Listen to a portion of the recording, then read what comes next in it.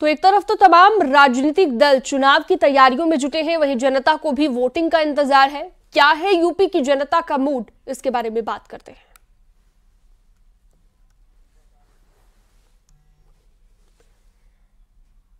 तो यूपी की जनता का मूड क्या है वो आपको हम बताएंगे।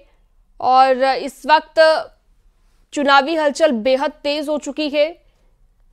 तमाम पार्टियों ने अपनी अपनी रणनीति तैयार कर ली है और अब चुनाव प्रचार का आगाज जल्द ही हो जाएगा।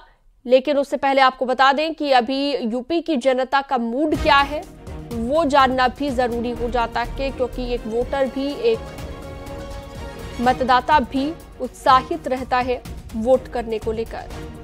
तमाम राजनीतिक दल चुनाव की तैयारियों में जुट चुके हैं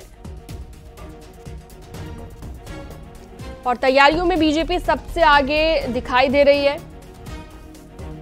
उत्तराखंड में तो चुनाव प्रचार शुरू भी कर दिया गया है। भारतीय जनता पार्टी की ओर से रोड शो, रैलियों का कार्यक्रम पूरी तरह से तय किया जा चुका है। कब कौन सी रैली होगी, कब कार्यक्रम होंगे, इन सभी चीजों को लेकर प्लानिंग कर ली गई है, रणनीति बना ली गई है। अब इंतजार ये किया जा रहा है कि उम्मीदवारों के नामों का ऐलान हो और उसके बाद जोरों शोरों से प्रचार शुरू कर दिया जाए।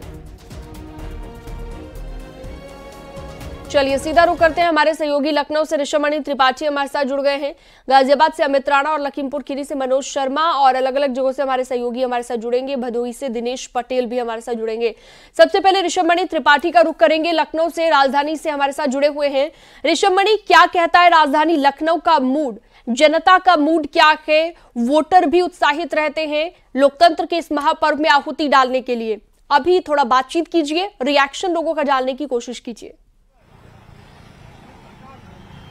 देखिए, बिल्कुल नई दिल्ली का रास्ता यूपी से होकर जाता है, ये सब जानते हुए हैं। अब जब खुद प्रधानमंत्री नरेंद्र मोदी 400 पार का नारा दे रहे हैं, तो 400 पार का नारा अगर उसको अचीव करना है तो यूपी में आपको मजबूती के साथ लड़ना पड़ेगा और यहाँ पर ज्यादा से ज्यादा सीटें जीतनी पड़ेंगी। और उत्तर प्रदेश की बात करें, यहाँ के लोग हैं, रग रग में उनकी राजनीति है। हम उनसे बात कर लेते हैं। दारुल शफा में एक चाय की दुकान पर हम लोग खड़े हुए हैं, कुछ लोग हमारे साथ हैं। तैयारियां शुरू हो गई हैं। आपको क्या लगता है कौन कौन से अहम और बड़े मुद्दे होने वाले हैं इस बार? आप लोग क्या देख के वोट करेंगे? सर, यहाँ पर भारतीय जनता पार्टी ने बहुत बड़े 370 हटाई है, बहुत बड़े बड़े काम किए हैं। सीए अभी तुरंत में जस्ट में सीए लागू किया है और हमारे यहाँ उत्तर प्रदेश में 80 में से 80 सीटें भारतीय जनता पार्टी जीतेगी और 400 पार करेगी एनडीए की। चलिए, ये तो ठीक है, इन्होंने तो पूरा Modi is the prime minister. देखिए भैया, अभी भैया जो बात कर रहे थे बिल्कुल सही कह रहे हैं। अब देश में एक चेंज आया है अपने भारत में, जिस बीजेपी गवर्नमेंट आने के बाद। हम आप थोड़ी देर आपसे बात करेंगे। बहुत बड़ा बदलाव आया है देश में। अभी तक क्या होता था कि बड़ी दिक्कत थी। डॉक्टर वहाँ मतलब जैसे यहाँ अस्पताल में जाते थे ना, तो डॉक्टर लोग पर्चा लेके छोटी बीमारियों में रिफर कर देते थे कि जाओ अपना trauma centre, medical college, AIIMS जाओ। अब प्रशासन में सरकार का खौफ नजर आता है, चाहे वो डॉक्टर हो, चाहे पुलिस हो, चाहे चीफ सेक्रेटरी हो, चाहे एडिशनल चीफ सेक्रेटरी हो। आपको खौफ दिखाई दे रहा है, मतलब योगी सरकार का, भाजपा सरकार का। आप क्या कहेंगे, क्या क्या मुद्दे होने वाले? मुद्दा है जो क्राइम है उत्तर प्रदेश में, कानून व्यवस्था है, बेरोजगारी है, महंगाई है और ग्रामीण क्षेत्रों में नरेगा में बिल्कुल काम नहीं चल रहा है और जो मजदूर है इस पर डिपेंड है, उनको काम नहीं मिल रहा है। और जो काम मिल रहा है वो बड़े बड़े मशीनों से, जेसीबी से, चाहे तालाब का सौंदर्यकरण हो या नालियां हो, इन सबसे काम बड़े बड़े लोग करवा रहे हैं, गरीबों को मिल पा नहीं रहा है। आपको लगता है कोरोना में सरकार ने बेहतर काम किया या आयुष्मान कार्ड जैसी जो योजनाएं कुछ काम कर रही हैं जमीन पर? आयुष्मान कार्ड तो ठीक है फिर भी सर, लेकिन गरीबों के लिए बहुत ज्यादा हितकारी नहीं है। दिक्कतें हैं, गरीबी का आलम बहुत ज्यादा बढ़ चुका है, बेरोजगारी, और खासकर शिक्षा के क्षेत्र में जो एससी ओबीसी बच्चे बीएड बीटीसी कर रहे थे, उनकी फीस पूर्ति नहीं हो पा रही, इसलिए बहुत ज्यादा परेशान है बच्चे। सदन में भी मामला उठा लेकिन आते उसका समाधान नहीं निकला। आप क्या बताएंगे, चुनाव में क्या मुद्दा हो, क्या देख के वोट करने वाले हैं, क्या माहौल उत्तर प्रदेश? बदलाव हो चाहिए, बदलाव हो चाहिए, बदलाव होना चाहिए। तो जनता का मूड समझने की यहाँ पर कोशिश की जा रही है और अपनी अपनी राय है हर किसी की आने वाले चुनावों को लेकर। गाजियाबाद से अमित राणा भी हमारे साथ जुड़े हुए हैं। अमित, जरा गाजियाबाद की जनता का मूड भी समझिए, क्या कह रहे हैं लोग इलेक्शन से पहले? बताना चाहूंगा चुनावी बिगुल बन चुका है। ऐसे में सेकंड फेज में जो गाजियाबाद में चुनाव होने हैं उसको लेकर क्या गाजियाबाद की जनता की राय है, यही चाय पर चर्चा इन्हीं जनता से कर लेते हैं और पूछ लेते हैं क्या इनका मूड है। सर, सबसे पहले आपसे कहना चाहूंगा, क्या जैसे चुनावी बिगुल बन चुका है, चुनाव भी आने वाले हैं, सही होना है, किन मुद्दों पर वोट डालने वाले हैं, क्या मुद्दे होंगे?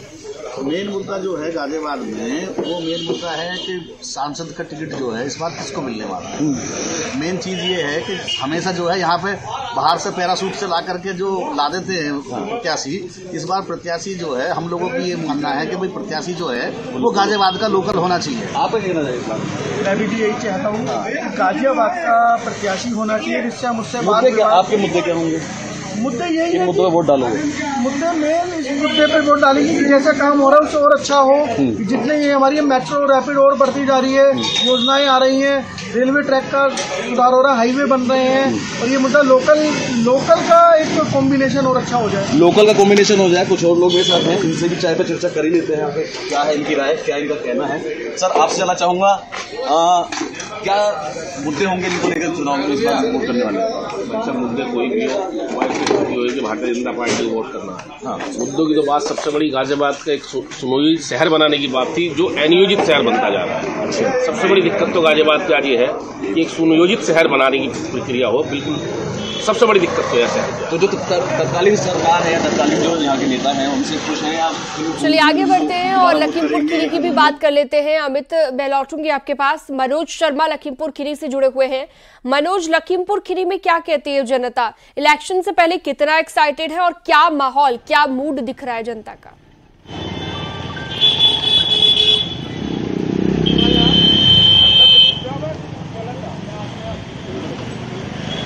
लगता है मनोज तक आवाज नहीं पहुंच पा रही है। भदोही चलते हैं, दिनेश पटेल हमारे साथ जुड़े हुए हैं। दिनेश, वहां पर क्या कह रही है जनता, जरा रिएक्शन लेने की कोशिश कीजिएगा। देखिए, छठवें चरण में भदोही में मतदान होना है और हमारे साथ तमाम मतदाता यहाँ हैं। ये बताइए कि किस तरह का मूड भदोही में जनता का है और किन मुद्दों पे ये चुनाव होगा? देखिए, जहाँ तक चुनाव की बात है, अभी तो सरगर्मी शुरू हुई है। अभी जो जैसे भाई भाजपा मुख्य इस समय पार्टी है, तो अभी कैंडिडेट डिक्लेयर न होने से अभी असमंजस की स्थिति है।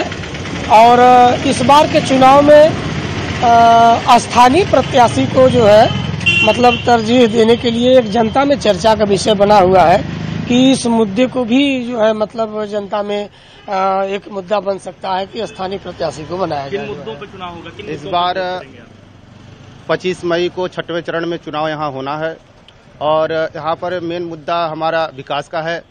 हमारे यहाँ सौसैया अस्पताल, ट्रामा सेंटर, बस डिपो और कृषि विद्यालय, पशु चिकित्सालय इत्यादि मुख्य है, जो कि इस पे चुनाव होना है। और आप क्या कहेंगे, किन मुद्दों पे आप वोट करेंगे?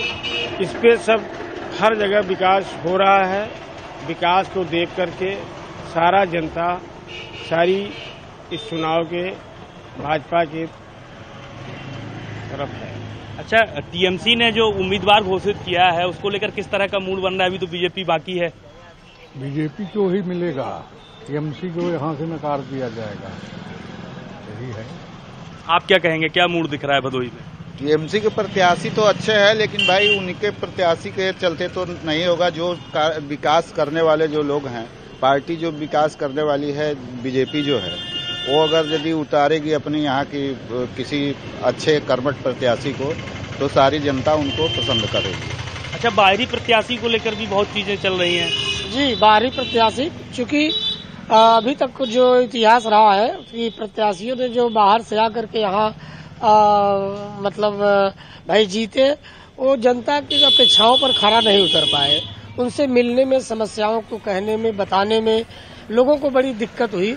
तो इस बार ये भी मुद्दा अंडर करेंट जो है चल रहा है। ठीक है, कि यदि हमारे तमाम सहयोगी अलग अलग जगहों से रिएक्शन ले रहे थे और आप तक पहुंचा रहे थे। दिनेश, आपका बहुत शुक्रिया। मनोज, आपका भी बहुत शुक्रिया। अमित राणा और लखनऊ से ऋषिमणि त्रिपाठी भी हमारे साथ जुड़े हुए।